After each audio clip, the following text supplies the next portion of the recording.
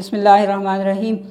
We are going to discuss oscillatory motion and or vibratory motion, which is the first topic of our physics class 10th, chapter 1. We define vibratory motion as the to and fro motion of an object over the same path about a certain point, which is known as equilibrium position. This type of motion is called oscillatory motion. For example, the motion of a simple pendulum, the motion of a swing, and the motion of mass attached to a spring are all oscillatory motion. Now, the terminologies associated with this oscillatory motion as we go are known as cycle or vibration. To understand the cycle or vibration, we have to draw a diagram. For that, we consider a simple pendulum in which there is a fixed support to which a string is attached, and to the other end of the string there is a small metallic bob with a hook, and this arrangement is known as simple pendulum. At this position, the mass attached to spring, which is known as bob, is at rest because its weight is balanced by the tension in the string, and this point is known as the mean position or equilibrium position, which is also known as stable point because the bob is at stable position and the force acting on the bob at this position is 0. Now, if we extend the bob from equilibrium position to an extreme position, let's suppose we say it A, and release it, the bob will start oscillatory motion from A to O and will not stop on O because there will be inertia acting on it, and hence the bob will move to next extreme position, A dash.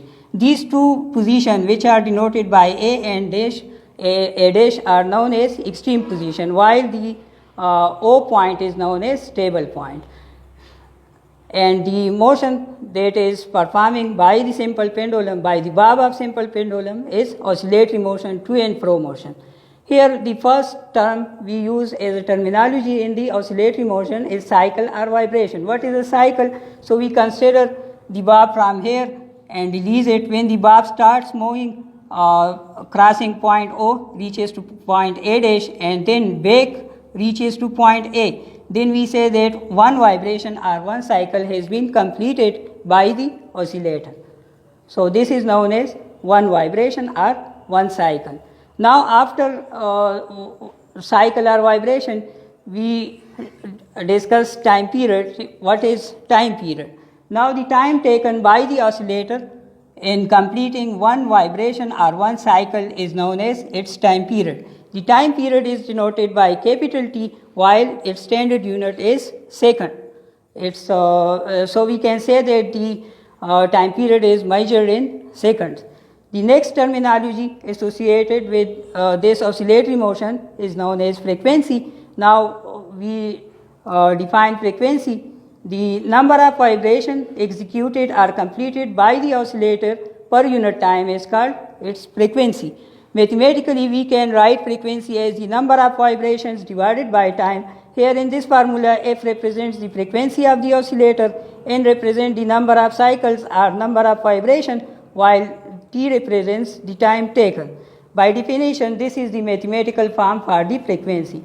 While frequency is measured in cycle per second, vibration per second, but the standard unit for frequency is called hertz, denoted by Hz.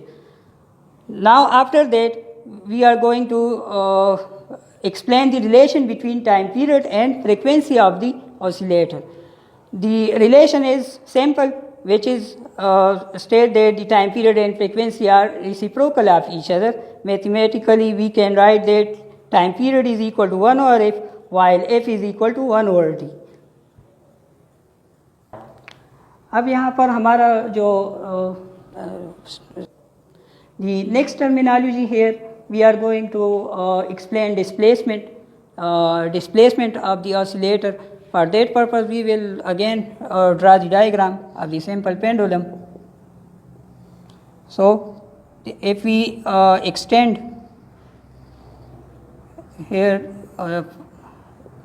this is extreme point A, it is its extreme point A dash.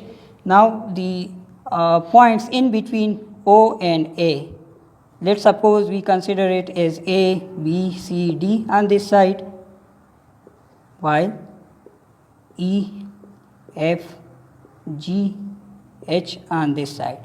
So the distance between point OH, similar distance between point AA, OA, the distance between OB, the distance between OC, and so on, these distances are called displacement of the oscillator during the motion. This is the minimum distance and does not proceed to the extreme points. These are known as displacements. And this displacement is denoted by x, while its measurement is taken in meters and is less than the amplitude of the vibration. Now, if we now as we define amplitude, here we define amplitude as the maximum possible displacement of the oscillator on the either side of equilibrium position is known as amplitude. Amplitude is denoted by x naught or xa, while its standard unit is meter. Here diagrammatically, if we show amplitude, then the distance between point A to O and from point O to A dash, these are known as amplitude. We can describe these distances by xa or x naught. So that's all for today.